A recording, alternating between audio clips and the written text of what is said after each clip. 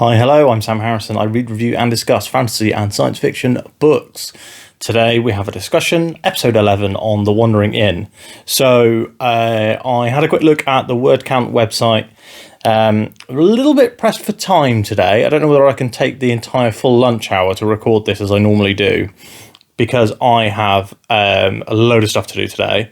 And now, looking at the word count list, the next chapter is 9,000 words. Yeah, 9,500 words. So, might only be able to read one chapter this week, which is going to be absolutely mad. But I'm committed to bringing you guys this video every week. If I can read that, almost 10,000 word chapter in like under half an hour, then we'll do another chapter. Okay? So, let's not beat around the bush. I'm going to go straight into the chapter, and I will talk to you guys in like one transition's time. Ooh, that was a chapter. So, not a lot has happened. Actually, a lot has happened. Let's not do the normal chapter thing, because this is probably going to be the only. I don't have time to read another one, so it's going to be the only chapter that we can cover today.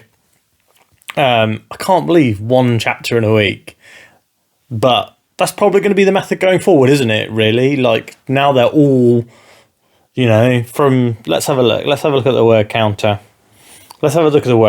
So once we look into book 2, they're all 10,000 words. Like the smallest ones are like 7,000 words. Most of them are 10,000. So we're probably going to be doing one chapter a week eventually. So maybe now we just start and we just go in and we say, right, that's it. We're doing a chapter a week. There might be a point in the future where I'm able to go back up to 2 again. But for the time being, especially today, I'm kind of up against it. Anyway, so Ryoka, another Ryoka chapter. And obviously, we love Ryoka here. Ryoka's the best. And she's in a real pickle where her leg has not just been broken, but the bone has been fully shattered. So it's shattered, and the splinters that are left of the bone in her leg are just completely embedded in the flesh. Like, it is bad news bears. So what I would say is, so we start off with Garia. So she leaves the inn where she's been drinking with the Horns and with Ryoka, and she goes to the Runners Guild because she's going to go collect her pay for the week. And she talks to False. She talks to False, and who's like the sexy, cool top lad of the city runners, and she finds out that he knew that they were going to attack that Percival was going to attack Ryoka for breaking the rules, and he kind of sanctioned it. So because he's afraid of Percival, like she works that out in this scene. She's like, oh, actually, like even though Percival is like, he's like the big dog, he's afraid of Percival because he knows that she's like a bit loopy. So we have that to deal with. And then they find out that Magnolia has been asking after Ryoka and saying that she wants to pay an absolute ton of money, but she's refusing to hire any runner but Ryoka, which I kind of felt like was going to happen because obviously she's taking this interest in her. And then there's also a side bit which I feel like, I don't know if this was like rewrite material, right? But if you asked me to point out something that had been a rewrite in this chapter, because the whole of book 1 has been rewritten, it would be that there's a little bit of foreshadowing of there being a mysterious job for in the Runners Guild that is 10 or 20 gold, I think, to pick it, to just take the job, and then a negotiation to do it. And it's in a dangerous area. So I feel like that's got to be foreshadowing for something, that maybe Ryoka's going to take that on eventually, and that will be a part of a big storyline thing. So that's my prediction of the week, is that is foreshadowing for something exciting. So after they find out that Magnolia's been asking around after Ryoka and that she's, putting out these contracts and stuff, they eventually find out that actually it's not just that she's been asking after Ryoka and that she's been trying to put out only her contract, but that she's gone to visit Ryoka. She has Ryoka's address. So they run out, but Magnolia's been gone for a while. And then we shift scenes to Magnolia in the inn with Ryoka on her bed. So Ryoka and Magnolia are discussing the injury, and Magnolia is like, I heard it was an accident, blah, blah, blah. And Ryoka explains what actually happened and how she was attacked and how her legs were webbed down so she couldn't avoid the cart. And Magnolia is like, it seems like nobody's been doing their job, so maybe this woman and her cronies will be persuaded to leave the Runners Guild, and the Guildmaster will retire, and all of this stuff. And she's like showing her clear influence over the guild. And Ryoka's like, how are you, why would you do this? Like, what about the City Watch and the cops and stuff? And Magnolia's like, look, who runs the watch? She's like, I don't rule this town, but I have a vested interest in the Runners Guild not being corrupted. And I thought that was really interesting. Like, I still really don't know where where Magnolia sits in the hierarchy. Like, as a lady, is she, very, very powerful? Does she have a dominion or rulership over a certain part of the world? Or maybe because I think Ryoka's staying in an inn in one place, but Magnolia's in a different city, because she's a city runner, so she's going between cities. I think that's the case, and Magnolia has come to her city to find Ryoka. So the Ryoka then is like, thanks very much, blah, blah, blah. And Magnolia's like, I'm going to heal your leg. How bad is it? She looks at it and turns pale because it's so gross. And then Ryoka's like, right. Ryoka's like, you can't heal it unless, blah, blah, blah, blah, blah. And Magnolia goes, well, I know, and I can get you in to see the most powerful and most sought after healer in this part of the world. I think it's the healer of Tenebolt or something like that. I can't remember the name. And then she's like, we'll get it done. We'll heal your leg. But I want the truth from you about where you're from, how you got here. And she's wanting to ask questions of Ryoka, basically. And Ryoka is spinning wheels in her mind and going I can't lie to Magnolia because she has her insight skill where she knows if you're lying. But what if Magnolia asks her how to make gunpowder or guns or napalm or nuclear weapons or biological weapons? And she's like, I'm not a scientist or an expert, but she's like, I did listen.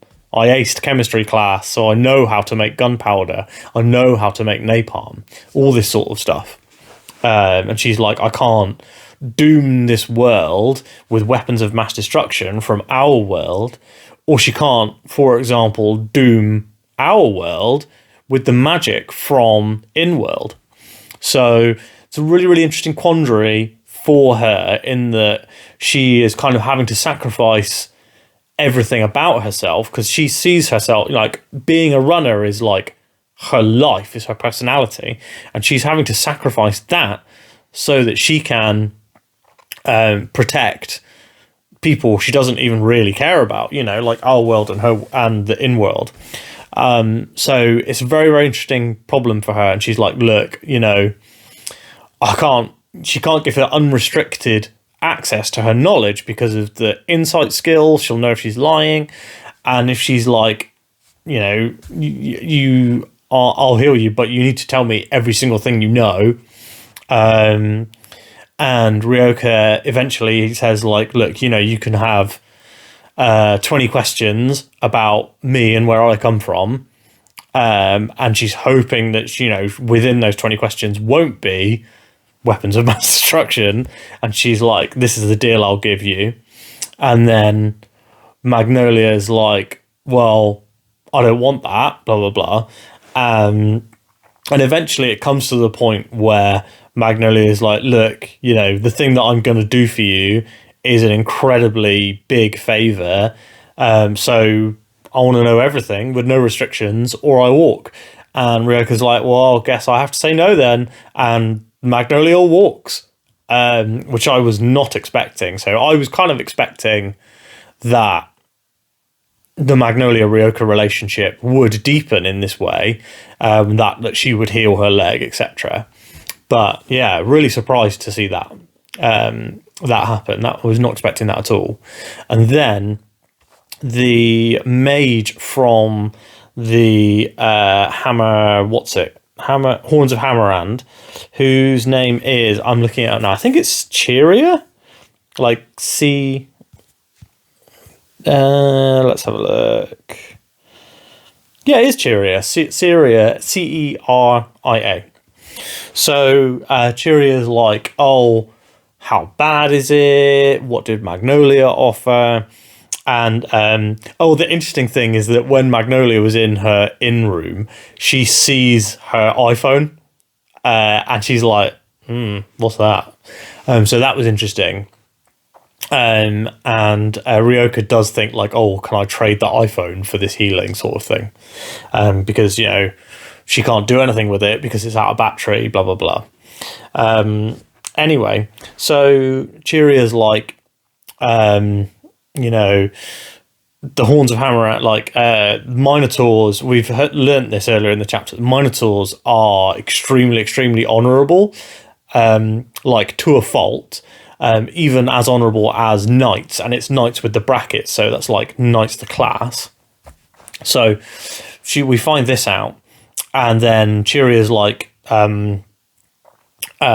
Kalra's the Minotaur only hires people for his mercenary band, adventurers band, who share his sense of honour. So we're like, right, Chiria's very, very honourable. We know that she's got our back because they owe Ryoka, and Kalra, and she's like, oh, we couldn't afford to pay for the healer of Tenable, even if we sold all of our equipment, which Kalra's might even do just to impress you. And I thought that was quite fun. The